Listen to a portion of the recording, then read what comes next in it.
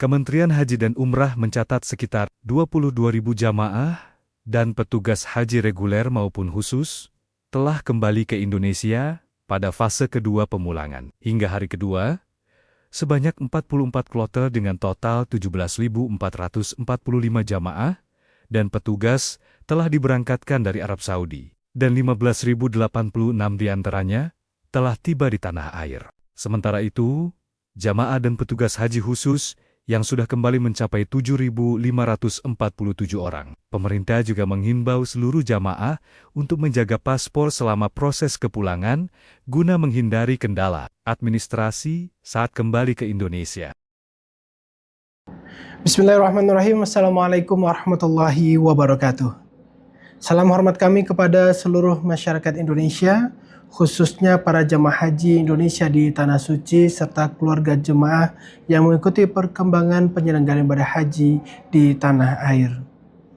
Pada hari ini, Rabu 3 Juni 2026 bertepatan dengan 17 Zulhijjah 1447 Hijriah, Kementerian Haji dan Umrah Republik Indonesia menyampaikan perkembangan terkini seputar penyelenggaraan ibadah haji, khususnya pada fase kepulangan jemaah haji Indonesia gelombang pertama menuju ke tanah air. Alhamdulillah, pada hari operasional ke-44 rangkaian penyelenggaraan ibadah haji tahun 1447 Hijriah ini secara umum terus berjalan dengan lancar, aman, tertib, dan terkendali. Sejumlah catatan di lapangan tentu menjadi bahan evaluasi kami untuk peningkatan kualitas layanan haji ke depannya. Dan juga pada Bapak Ibu sekalian, saat ini sebagian jemaah haji Indonesia telah memasuki fase kepulangan ke tanah air secara bertahap melalui Bandara Internasional King Abdul Aziz di Jeddah, dan berdasarkan data terbaru sebanyak 28 kloter telah diberangkatkan dari Arab Saudi menuju tanah air. Jumlah tersebut terdiri dari 11.008 jemaah dan 112 petugas, sehingga total jemaah dan petugas yang telah diberangkatkan mencapai 11.120 orang, dan dari jumlah tersebut sebanyak 19 kloter telah tiba di tanah air dengan 7.512 jemaah dan 76 petugas, dan dengan demikian total jemaah dan petugas yang telah tiba di Indonesia tercatat sebanyak 7.588 orang.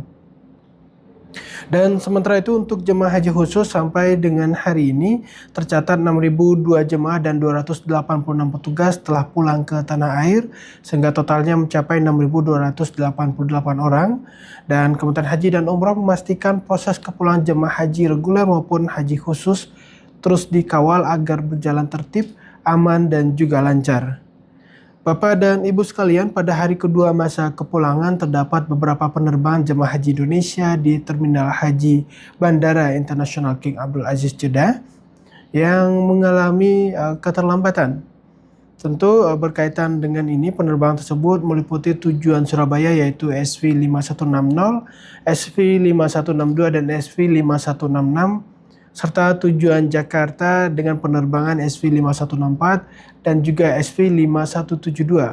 Berdasarkan pemberitahuan dari Hajj Terminal Management, keterlambatan tersebut terutama disebabkan oleh kepadatan operasional bandara pada periode ini. Jemaah haji dari berbagai negara juga memiliki jadwal kepulangan yang bersamaan, sehingga berdampak pada kelancaran alur keberangkatan jamaah di Terminal Bandara King Abdul Aziz Jeddah. Kondisi ini tentu menjadi perhatian serius karena berpotensi menimbulkan penumpukan jemaah di area keberangkatan dan juga berkaitan dengan memperpanjang waktu tunggu. Karena itu, Kementerian Haji dan Umrah Republik Indonesia melalui PPI Arab Saudi terus lakukan ikhtiar penguatan koordinasi dengan petugas daerah kerja bandara, pihak maskapai, syarikah, nakobah atau transportasi, serta pengelola terminal. PPI Arab Saudi juga meminta kepada pihak maskapai agar jemaah yang mengalami waktu tunggu lebih dari 6 jam diberikan makanan dan minuman sesuai dengan ketentuan layanan penerbangan. Dan atas kondisi ini kami juga menyampaikan permohonan maaf kepada jemaah haji Indonesia yang terdampak keterlambatan penerbangan. Dan kami juga mengimbau jemaah untuk tetap tenang, menjaga kesehatan, dan terus mengikuti arahan petugas serta berkoordinasi dengan ketua kloter maupun petugas haji di lapangan. Bapak Ibu sekalian, memasuki fase kepulangan, kami juga mengimbau seluruh jamaah agar mempersiapkan barang bawaan dengan baik. Pastikan paspor, kartu identitas, obat-obatan pribadi, maupun dokumen penting serta barang yang diperlukan selama perjalanan tersimpan dengan baik dan mudah dijangkau. Kami menegaskan kembali bahwa barang bawaan jemaah harus mengikuti ketentuan penerbangan. Setiap jemaah hanya diperbolehkan membawa tas paspor, satu koper kabin dengan berat maksimal 7 kg, serta satu koper bagasi dengan berat maksimal 32 kg. Di lapangan kami masih menemukan adanya jemaah yang membawa barang bawaan melebihi ketentuan yang telah ditetapkan, termasuk membawa lebih dari satu koper kabin.